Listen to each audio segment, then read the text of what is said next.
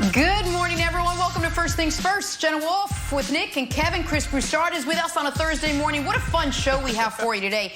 Time is ticking for Dak Prescott and the Dallas Cowboys to get a deal done.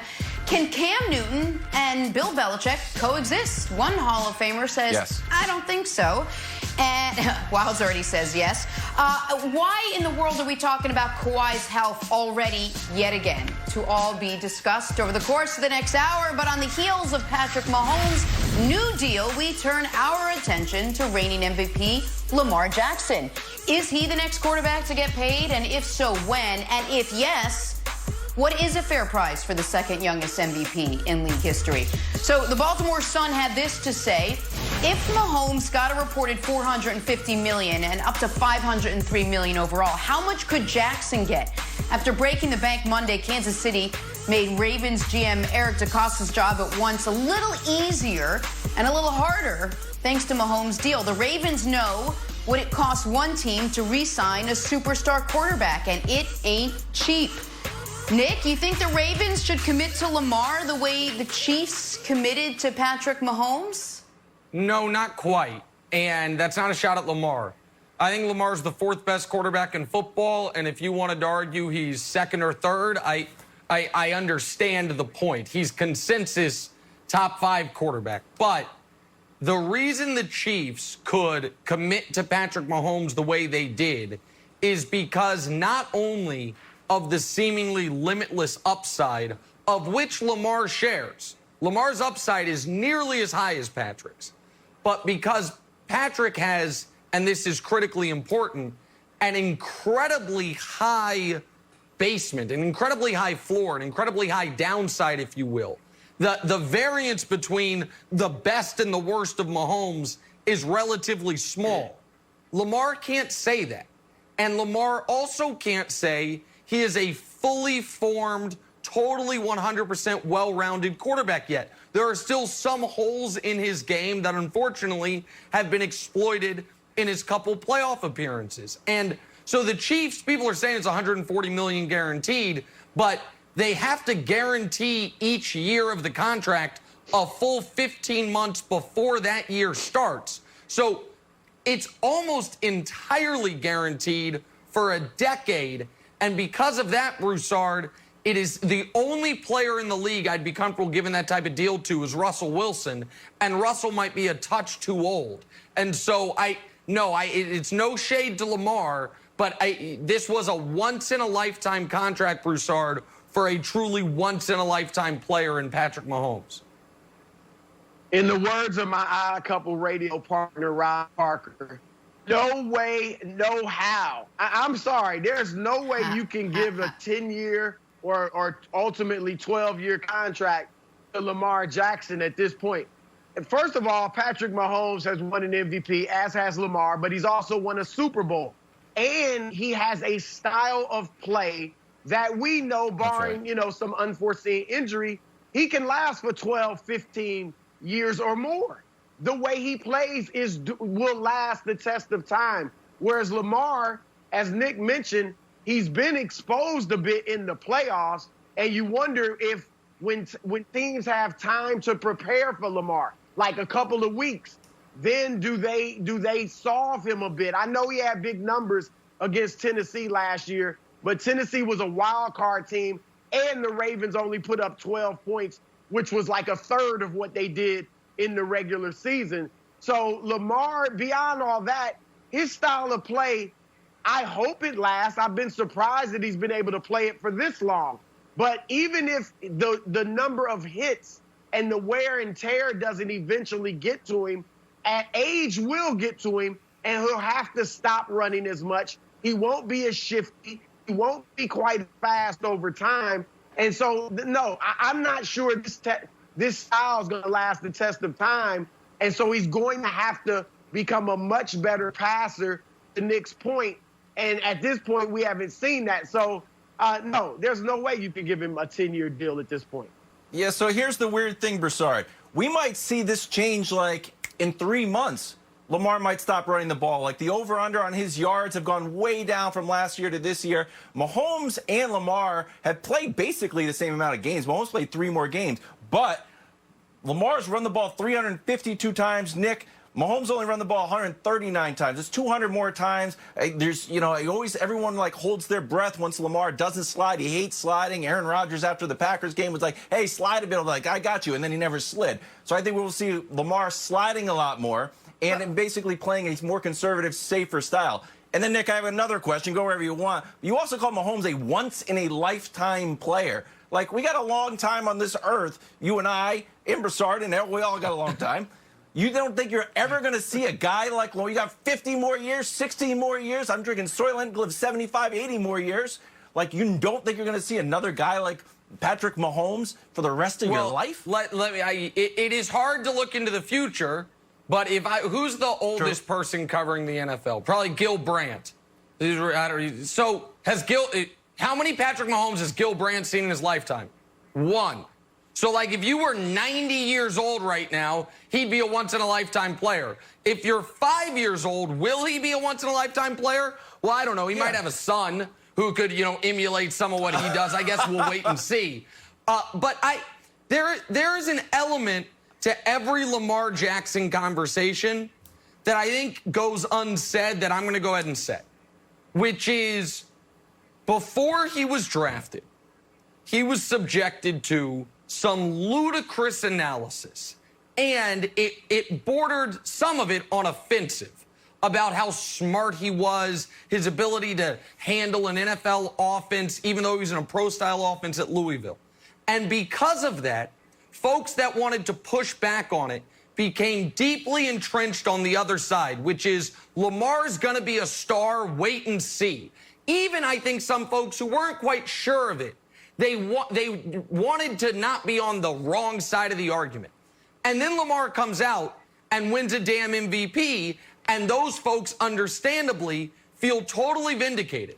But I'm one of them. And your gut reaction then is to continue to not only want to double down on it, but also to want to push back against the bad and at times biased pre-draft analysis. And that has caused, in my opinion, Broussard, a bit of a snapback where the biggest Lamar advocates have been hesitant to acknowledge the fact that there are some holes in his game, that it is usually a flashing red light if the two worst games of your career up to this point are the two biggest games of your career.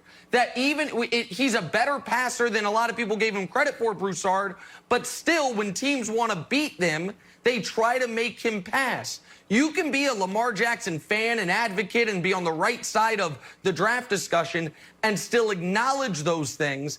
And I feel like some people are hesitant to because so much of the conversation surrounding him before the draft was toxic, and they're still trying to push away from it, Chris.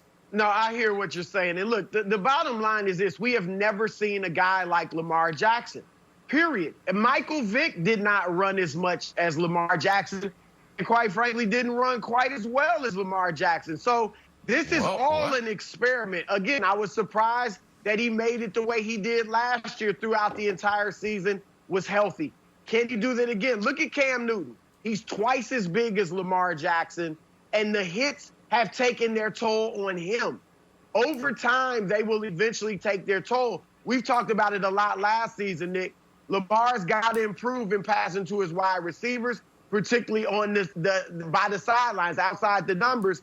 And so if he continues to do that, he's improved greatly last year as far as his passing. If he makes that type of jump this year, he will eventually become more of a pocket passer, not run quite as much. And then we can look at maybe a Patrick Mahomes type deal. But at this point, no, there are still too many question marks.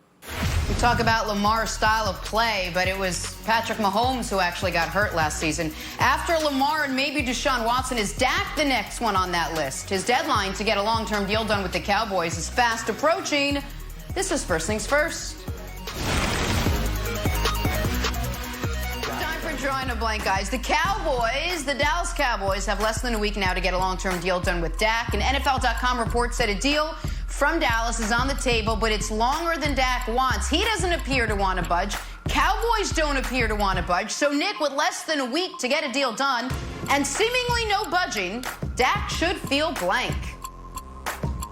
like William Lee Bergstrom. Let me tell you all a quick story. Back in 1980, a man named William Lee Bergstrom walked into Binion's Casino, had a suitcase full of money, $700,000, said, I want to risk it all on one roll of the dice. Roll of the dice came and he won. Never to be seen again until 4 years later. He comes back, $500,000, want to do it again, won again. Took his mom to a Willie Nelson concert, came back, put another $150,000 down, won again. To come back 4 months later, try it again with $1 million and lose. I say all that to say this. Dak rolled the dice last year, rolled the dice throughout the year, rolled the dice a few months ago, keeps coming up winners by turning down a deal, turning down a deal. Eventually, you might crap out, Dak Prescott. You take your winnings, take your earnings. You've got the bird in the hand of $105 million guaranteed sitting right there. Learn the hard lesson that William Lee Bergstrom never did. At some point, the hot hand runs out. Take your money and run, Dak. Yeah, I love Nick telling gambling stories, and usually there's a lot of success involved in them. But this to me isn't as much of a gamble. I think this is more a function of being excited, because worst case scenario, you get the franchise tag and you get $31 million, which is $20 million more than Patrick Mahomes is getting this season. Then you have a chance to hit free agency next year. And the second part of this is, as it gets closer to deal time, and this used to happen all the time with my GM, there'd be months and months where nothing would move, and then a day before things have to get done, suddenly they find a way to get it done. So he should be excited about that, and he should be excited that Patrick reset the market in a lot of ways. It's all good for him at this point. Yeah, I agree, Coach. I feel like they're cramming for a test, and as we get closer to July 15th, it'll happen. Nick, quick question for you. The way you told that story, you almost acted like it was Willie Nelson's fault. He took his mom to the Willie Nelson concert and then lost? Are you claiming that this is something to do with Willie Nelson concert going? And no, should I Dak, was just trying to if he add has a some plan color. to go, should he not go? Okay, No, all right. I just thought I was trying to add some color. I thought it was a nice story. Win $500,000 on a dice roll, and you're like, Mama, we're gonna go see Willie Nelson. I just like that little added part of the story. People forget that then part they of saw the Willie Nelson, they lost. story. Willie Nelson's like, well, Yeah, well, not my fault. Well, yeah. Listen, maybe Nick a little, Wright, a contact stickler guy for should have details. picked something else. Who knows? Yeah. And Keep I'm going, guys. exactly right, Speaking Jenna. of You nailed it. quarterbacks You know it. who are due to get paid, Texans all-everything quarterback Deshaun Watson. So our friend Jay Glazer said Watson, quote, will be with the Houston Texans for a good decade or so. Unless, of course, Bill O'Brien trades him for not much. Nick, Deshaun Watson's long-term future with the Texans is blank. I actually think this is Dak related. And here's why. We've never seen a quarterback of Dak's caliber actually play the franchise tag game and then end up truly hitting free agency. I know we saw Kirk Cousins do it. I think Dak's a touch better. I know Deshaun's better. Here's why I say it's Dak related. If Dak doesn't sign a long-term deal and then 2 years from now hits free agency, I think Deshaun, given how Houston's been run, given some of the issues with management there, I think Deshaun might start to look at that as a real option. If Dak ends up I don't know if it's settling, but accepting a long-term deal, I think Deshaun probably says, nobody plays the franchise tag game. Whatever the best deal they offer me is going to be the one I end up taking. But if Dak could be as much of a trendsetter as Mahomes was. Mahomes trend set in one direction, take a decade-long extension. If Dak keeps refusing offers and says, I'm going to hit true free agency, a better quarterback like Deshaun Watson might follow suit, Coach. Yeah, I think the future is promising. And as much as you want to kill Bill O'Brien every single opportunity you get, I think he recognizes the value that Deshaun has. And the fact that he's led him to back-to-back playoff berths. He's got a quarterback rating with DeAndre Hopkins of over 100. He's got an interception to touchdown rating that's very good. It's pretty obvious how bright his future is, how much he means to the organization. I think if it does get into a situation where a deal can't get done, the people that are higher up than Bill O'Brien will step in and make sure that happens. God? Yeah, Coach, that's why I don't said know. There is anyone higher up than God. I said QuickBooks, like whatever the Texans need to do to sign Deshaun Watson to a long-term deal, they should do it. Now, the curious part about Bill O'Brien is Deshaun Watson's on record saying he loves Bill O'Brien. He's got a great relationship. And DeAndre Hopkins is sending mean tweets to him talking about 24-0. So it's an odd relationship, but it feels like Bill O'Brien and Deshaun Watson are in lockstep, Jenna. All right, let's bounce over to the NFC West now, where the odds are getting better every day that Jadeveon Clowney makes his return to Seattle. He reportedly received an offer from the Raiders, and the Browns reportedly had some interest, but Seattle seems to be the front runner. Nick, Jadeveon Clowney signing with the Seahawks would be blank. Great for everyone involved. Listen, the Seahawks need another difference maker along the front seven. He was their best defensive lineman last season. The big offer he thought was going to materialize this offseason hasn't. So go back to a place where you know you're valued on the field, where you can compete for a Super Bowl. Seattle might be the favorites in the NFC this year, certainly close to it, and try to cash in next year. He is a spectacular run defender. He needs to get his sack total up if he wants to get the type of money that he thought he was going to get. But I think going back to Seattle and resetting could be great for everyone, Coach. Yeah, this is not surprising at all. Sometimes what happens with free agents is they need to go out and they need to test the market. They need to find out from the rest of the league where their value is. And unfortunately for Jadeveon, he goes from back-to-back 9-sack season to a 3-sack season. And it's not as impressive as he hoped and not as compelling to the rest of the teams as he thought it was going to be. So now he has an opportunity to go back to Seattle at probably a rate that Seattle's more comfortable with, play another season in a system that he knows, have a chance to get those numbers up and really produce at a much higher level and hit the market again next season. It's the best of a situation that I'm sure he's disappointed with. Huh. I think it'd be welcome. I'd like to see him back there. You know, Seattle's pass rush is even worse than you think when you really dig into the numbers. There's only 4 teams with less than 30 sacks. They were one of them, along with the Dolphins. Then their pressure rate is dead last on quarterbacks. And look, PFF still has Jadeveon Clowney as the 10th best player in his position, but like sacks aren't his thing. So maybe I think Seattle realized that, they come back in, we'll still make a run. We respect you, and you know, free agency's not your ball game right now. I agree with Coach. I think Clowney got humbled. Let's finish with Cam Newton. Patriots hopping on board with Cam's favorite font to help officially announce his signing yesterday. I got to admit, I'm impressed.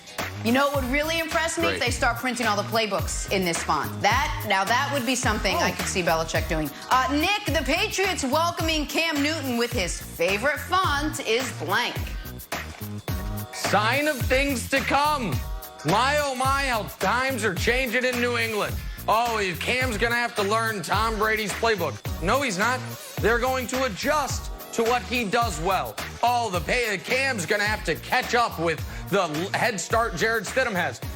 Listen, I don't know the tweets the Patriots official Twitter account has sent out in Jared Stidham's favorite font, which I assume to be Comic Sans. So it's sign of things to come. This is the face of the franchise, the new face of the franchise. I'm excited to see it. And while I'm not a Patriots fan, as much as Wilds tries to make me and Coach would love me to be, I will be rooting for their offense throughout the season to see Cam have a wonderful bounce back year. This is a sign of things to come. Of course you will. I know Nick loves to bet and pick teams. I'm glad he doesn't pick stocks. If he thinks that Twitter in New England is the indicator of how things are going to operate in New England, that's a pretty big concern for me. I would imagine that Bill typically addresses the head of social media and says, you know, what do you think we should do next? Because that tweet was really compelling. This to me is confusing. This to me is confusing because I just don't get the kind of like Jenna doesn't get video games and how they're not cartridges anymore. I don't totally get this. Okay, that was for off-camera, Coach. Awesome. Listen, Wilds, Coach can say, and I think, you know, it's compelling that Belichick's got nothing to do with any of the, you know, technological aspects of the Patriots. But Wilds, I mean, the NFL obviously disagrees. I do think the same day they signed Cam, the NFL ripped a third-round pick for him for something that the Patriots website was doing. They're like, oh, no, this is for our team website. That's why we're taping the Bengals. So, listen, I mean, Belichick, maybe he's handling the Twitter, maybe he's handling the team website. I don't know. It's just what people are saying. And so I just think it's a sign of things to come. And Coach clearly agrees. I can tell because he's nodding, Wilds. Well, sure, Good, we did lose a draft pick and maybe $1 million too, but it didn't make any headlines because we got Cam Newton, so that's the way it goes. It's a price. When I say we, I mean all Patriots fans, me, Nick Wright, you, several 100 million people around the globe. We, the collective we. Yeah, so I went with unselfish, Nick, because you know the big story down in Tampa Bay, Tom Brady's 12, you had to get it from Chris Godwin. It was a big disaster. But unselfishly, Pat Patriot gives up the #1 jersey to Cam Newton. And Nick, check your doorstep. That jersey's coming from Fanatics. They just came up. So, keep checking, Nick. It's going to show up one of these days. You can wear it in the show. We both can. I'm going to get you the red one. Scary the blue mascot. One. Boom. I don't like that mascot. It is a little I don't like the mascots with the oversized human heads. I don't like it. They all do. So it is a little confusing. Scary. Hey, guys. Requirement. Question for you. Why are we talking about Kawhi and load management again? We'll tell you in about 2 minutes. This is First Things First.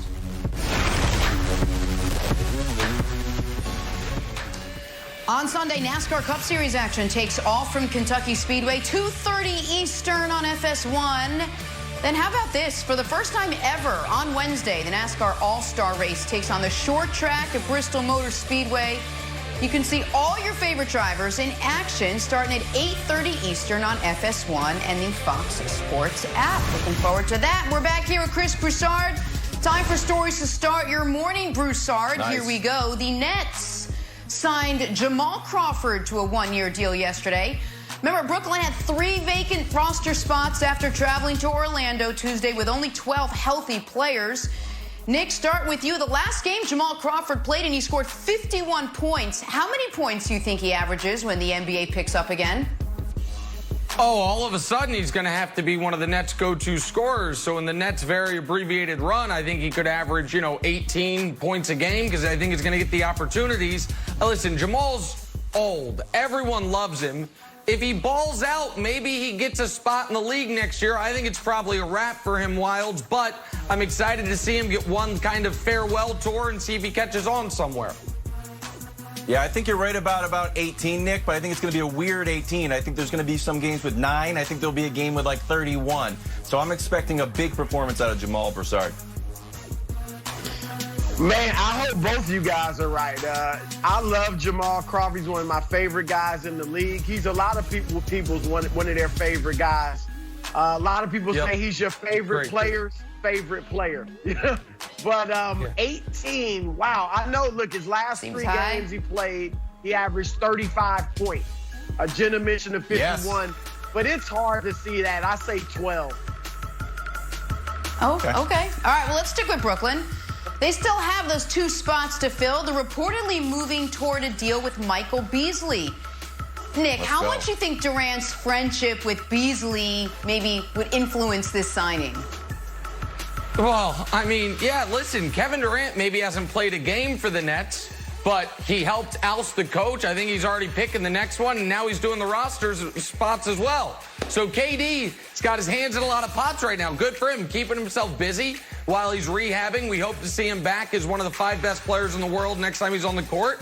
Probably with Ty Lue, his hand-picked coach, and maybe Beasley catches on full-time with him as well. It's exciting. DeAndre Jordan in the starting lineup the way he wants. Just, it's all coming up KD right now, Wilds.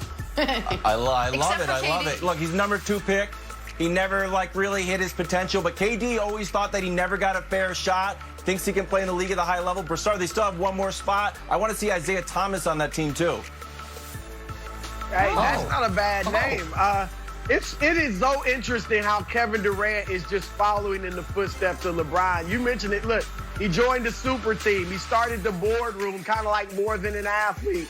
Then he left the super team. Now he's picking the coaches and the players on the roster.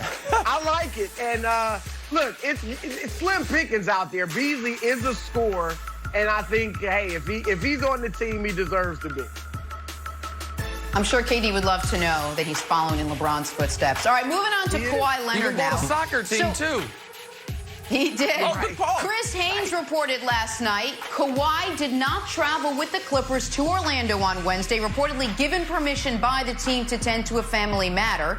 We are hearing he'll join the team in the next couple of days. The other concerning part of this story, guys, his health. So The Athletic put out an article yesterday asking in part, is he closer to 100% now? Did the time off even make a difference? Will he rest during the team's back-to-back against Portland and Brooklyn? Is he on a minutes limit? Will that change in the postseason? We still have countless questions regarding Leonard's status. I hear Broussard laughing, but Nick, we'll start with you. Cause for concern when it comes to Kawhi holding up through the NBA restart? Of course. This is one of the biggest concerns in the NBA, and it has been over the last 4 years. The last time Kawhi Leonard made it through a season injury-free, without massive load management, without laboring at the end of the year, Barack Obama was the president of the United States. It's been that long. And last year, despite the fact that he sat out 25% of the games, Broussard, after his brilliant, all-time, out-of-this-world playoff series against the Sixers, where he averaged 35, 10, and 4, 40 minutes a night, was the best player on the court, and hit the game-winning shot. What did we see in the next 2 rounds? Every other game, he was laboring. Every other game, it was a quad. Every other game, you weren't sure what you were quite going to be able to get out of him minutes-wise and athletically, because he has a condition. I don't even know if it's an injury. It's a condition, I guess. And so Broussard, in the last 6 years, he's played more than 450 playoff minutes once. So, yeah, for your beloved Clippers, who I think you have going faux, a la Moses Malone's Sixers, I think that, this is the massive concern. I mean, they said in the Athletic article, Broussard, we don't know if he's going to play the back-to-back. I do. I know. He's not going to play the back-to-back. I can tell you that right now. And so, yeah, Chris, this is the biggest concern for your anointed champion Clippers. First of all, let me clear up some fake news. I am more of a Lakers fan than a Clippers fan. More of a LeBron fan. You would never know it, Broussard. Wouldn't know it. Unlike some people on this show who will remain nameless, I pick with my head, not my heart. So I have picked the wow. Oh, shots fired. I'm a huge Clippers fan. But I will, look, there's no denying that Kawhi's health is always a concern. Everything I'm hearing is that he's fine and that he's healthy, that he's been working hard. And also, look, let's remember, he does move to the beat of his own drum. In Toronto, he obviously had his medical guy. He sat out a lot of games. With the Clippers, he has his own medical guy. So I'm not shocked that he's traveling on his own. He's kind of done that. But Nick is right in that there's some type of degenerative condition with that knee. I was saying, a few weeks ago that I expected him to probably have load management for these 8 regular season games. I mean, he may play 7, he may play 6. I'd be shocked if he played all 8. He probably will sit that back-to-back. But when it's playoff time, I do think he'll be there to play. There could be a game or two where he's laboring, to use Nick's word. But the bottom line is when the dude plays, he produces. So if he can be the Kawhi he was in the regular season, even the Kawhi he was last year in the playoffs, despite the knee bothering him a little bit, then the Clippers should be in pretty good shape. Guys, go ahead, Wiles. I was going to say, what am I missing here? The guy's had 4 months off. He's going to come back in with some load management. I know everyone's had 4 months off, but 4 months, if you got a condition potentially that requires some rest, this is all the rest you could possibly need. What am I missing? What everybody Jenna, said, there's something going on with that knee. There is really, I think, a degenerative condition with that knee that no matter how much time he has off, he's going to have to manage it. And I think playing a lot of back-to-backs would really bother that knee over the long haul. Go ahead, Wilds. So I guess I got a question for Nick. Like, Nick, you sometimes sound like a Clippers fan, so my head is spinning because you sound like a Clippers fan. Broussard, who always sounds like a Clippers fan, is now claiming that he's the Lakers fan, so I'm caught in the middle of this marriage. It's very difficult. So, Nick, here's the weird thing. If you want to root for the Clippers, which it feels like you kind of do, I don't know if you want LeBron to get over the Clippers hump there. The good thing about when he was load managing in Toronto is Toronto was still good. He would sit out, and then Raptors went 17-5. When he sits out with the Clippers, they're not good. They're 6-7. And granted, 2 of those games were without Paul George, so it's sort of a double whammy for the Clippers. But we know that he load managed his way to a championship. So, like, why are you worried about load management right now, Nick? Okay, so a number of things. I'm concerned because we cannot be so results-based. Everyone, so here's the deal, right? God. Last year, hold on. Last year, who were the 2 most load-managed players in the sport? Kawhi and Joel Embiid.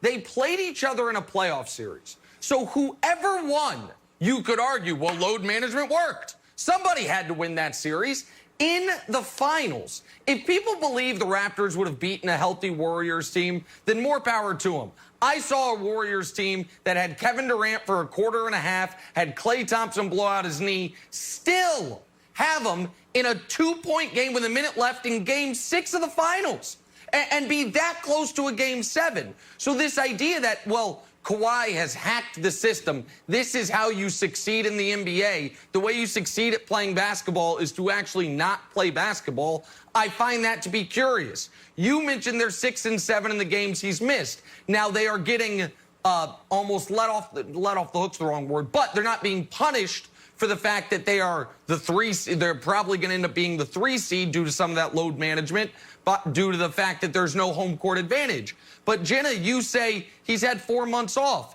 We started talking about this load management thing before it was in vogue on October 30th because I was sounding the alarm, Broussard, that it wasn't Halloween. He had just already had an off season, and he was already missing games. And so there is no amount of rest, evidently, that it would appear that Kawhi can get to where he can play a regular NBA schedule, like every other superstar we have ever seen in the history of the league this side of Bill Walton. And so you just have to bake that into it, and it is a massive concern. And I think Broussard, Wilds' point that the Raptors had a more well-rounded team to where they could deal with him not being at 100% or him not playing is an important one for this postseason. The Clippers traded away a lot of that depth to get Paul George, and if Kawhi isn't fully functional Kawhi, they're in a bad spot against any Western Conference playoff team. Yeah, look, there's no doubt the Clippers cannot win the championship without Kawhi Leonard. It's as simple as that. I think, can they win a series? Maybe. But they can't win it without him. Toronto, remember, they were in the East, and they didn't play the playoffs without Kawhi.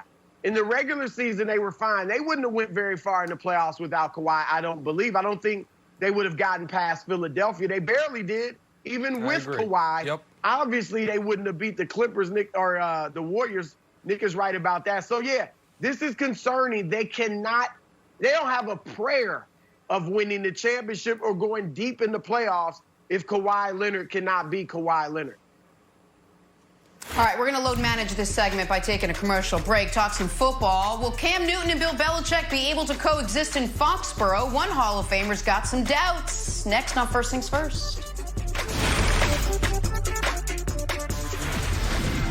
MLB on Fox returns on July 25th with Fox Saturday Baseball. And, of course, America's home for baseball this summer, as always, will be Fox and FS1. Get excited.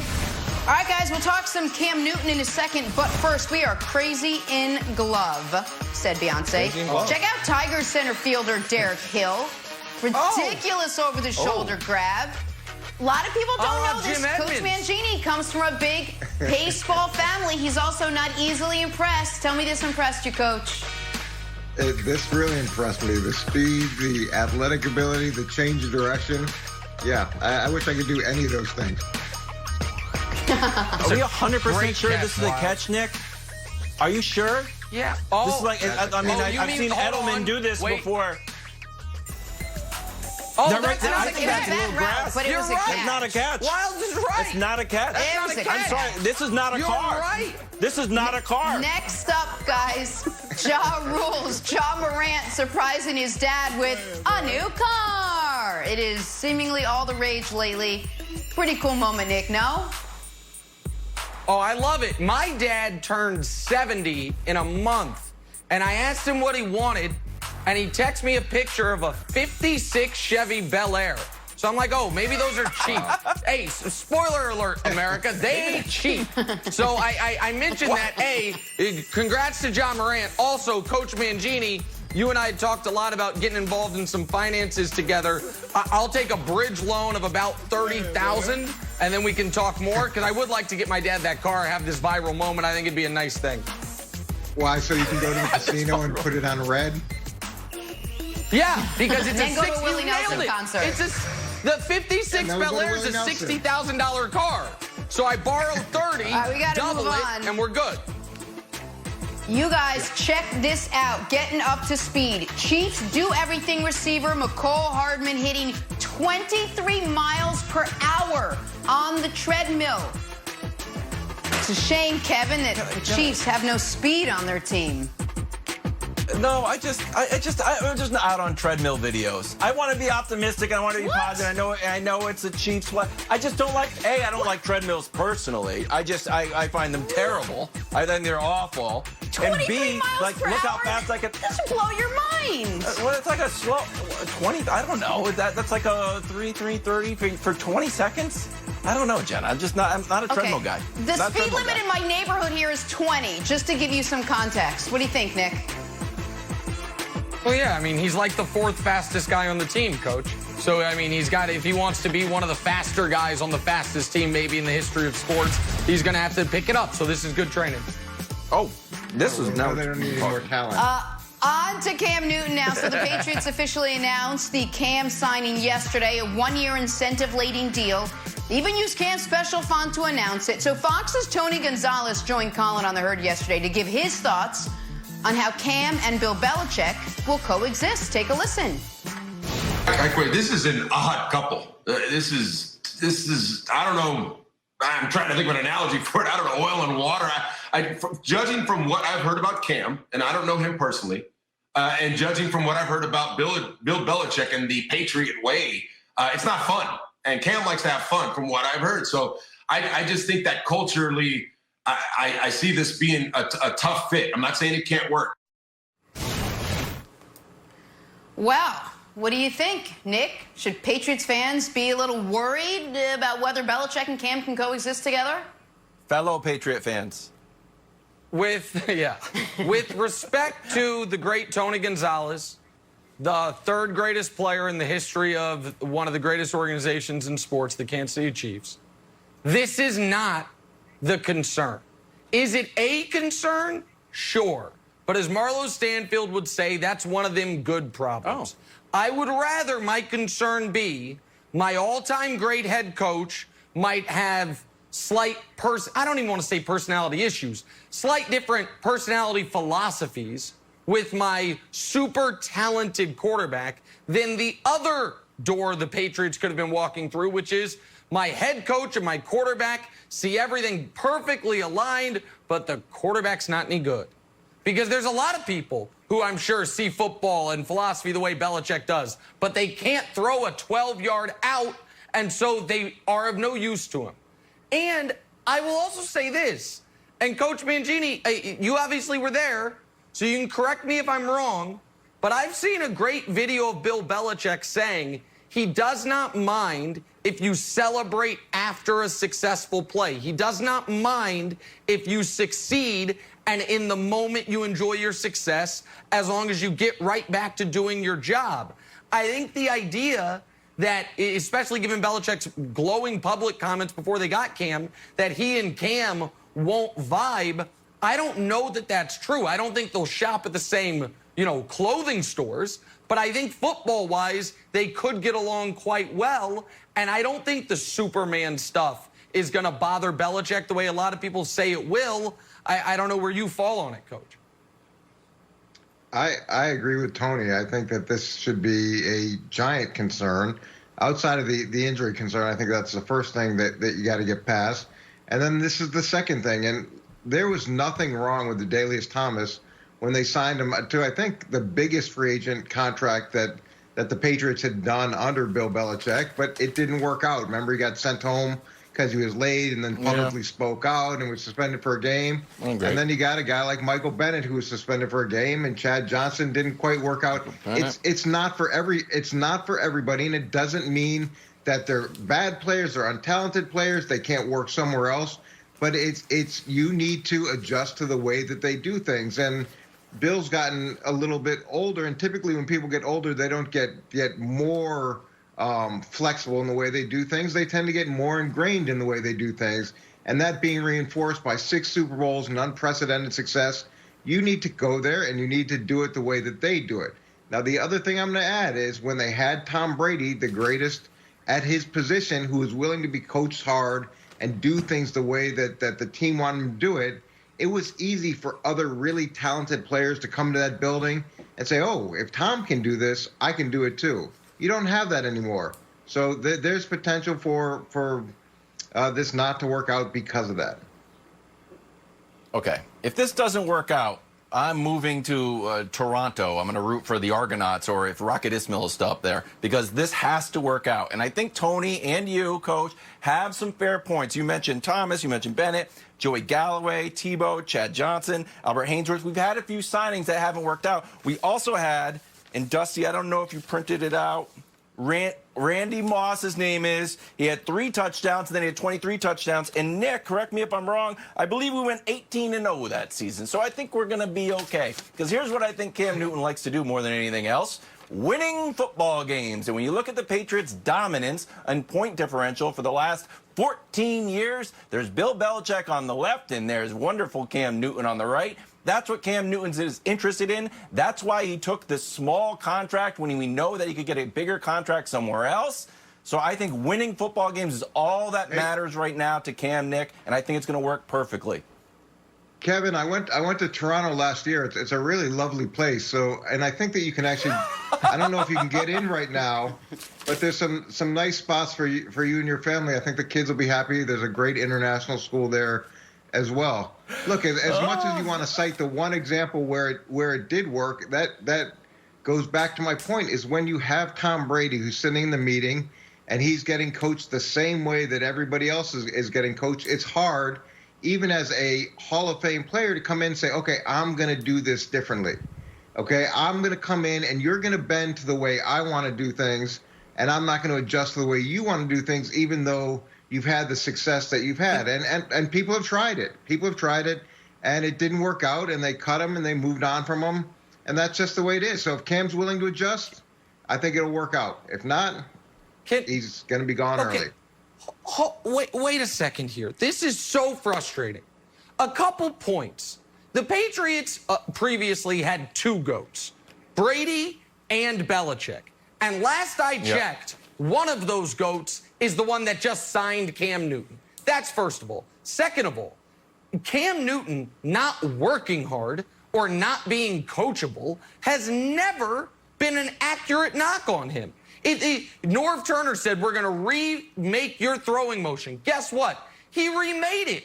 And he completed 69% of his passes until the TJ Watt hit that wrecked his shoulder in 2018. Like, Cam Newton also is not a dumb man. You think he doesn't know the Patriot way? You think he doesn't know that? Nick, yeah. That's not fair. I've never said that he doesn't work hard. I never said that he was unintelligent. I never said any of those things that you're implying I said. What I said is that there's a way of doing business in New England, and it's not for everybody. There's no officers club in New England. If you're used to being the man year in and year out, and you're used to doing things with a certain amount of flexibility because of the status that you have, and then you go to that environment, it is a shock to the system. If But you're you not don't think used to being Cam's willing to change, Coach? Look, I don't know. There's been players that have gone in and have been willing to change. There's been players that have gone in and haven't, and they've been moved on from. And all Tony was saying is he has a hard time seeing it work. I'm saying if he's willing to change, yeah, then he's got an opportunity to and adjust to the way that they do things. If not, it's not going to work out. But that I don't imply that I'm saying those other derogatory things about Cam. No. So hold on. You and I understand why you jumped in, but I wasn't saying at all that you said Cam was dumb. My point was Cam is aware things are done differently in New England, and he opted for it. So, like, you would have to, in order to believe that Cam thinks that New England's not going to be doing things differently than Carolina, he would have to have a total lack of awareness around the NFL. I wasn't trying at all to say that you said he wasn't a bright guy, but I do think there is, not necessarily from you, but out there, there's always been this, I think, unfair narrative that Cam isn't a worker. Have you seen how the guy works? Or how the guy looks, pardon me? Like his level of success in this league. He obviously works. And the Patriots, the two smart people, Bill Belichick and Cam Newton, came together and they said, we want to work together. I just think it's going to take a shocking scenario for it not to work out, Jenna. Great job. All right, fellow we got to Patriots wrap up fan the Nick Wright, conversation. everybody. Coach Eric Mangini, thank you so much for joining us. We got to go. We're back here tomorrow morning. Stay safe, everyone.